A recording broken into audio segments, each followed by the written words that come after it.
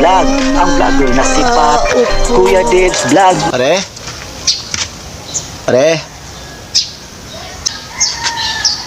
Oh, pare! Ano natin, pare?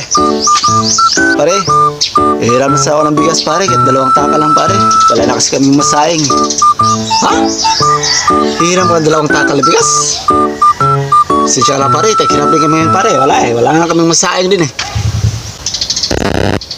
Alam ko naman, meron ka pa naman dyan 1,000 dyan eh.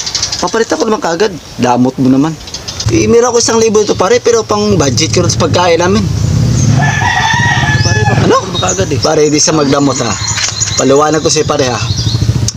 Sa 1,000, kala mo ba kakasya sa 1 linggo yan? Lika, pakinggan mo ako. Tanungin nga kita. Sa isang araw, ilang beses ka kumakain? 2. O, 2. Magkano kilos bigas ngayon? 60. 60. O, 60 times to. Magkano?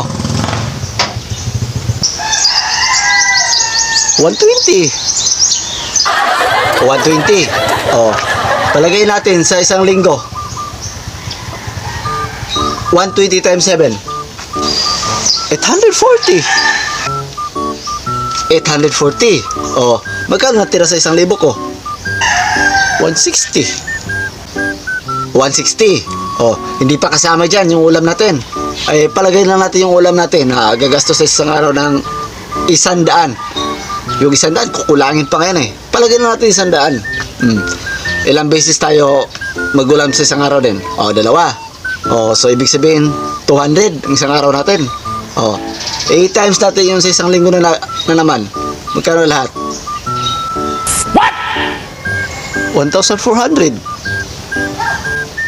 1,400. Oh. 1,400. Eh, magkano pera ko? 1,000. Hindi, kulang pa ko ng 400. Oh. Kwintahin natin lahat yan. Kwintahin natin lahat. 840 plus 1,400. Magkano lahat na gastos natin? 3,200. Oh. 3,200. Oh. Hanggang saan yung abot? 1,000 natin. Hindi pa kasama yung mga ano ko dyan. Yung mga anak ko, baon ko, 5 yung anak ko. Oh, 5 yung anak ko.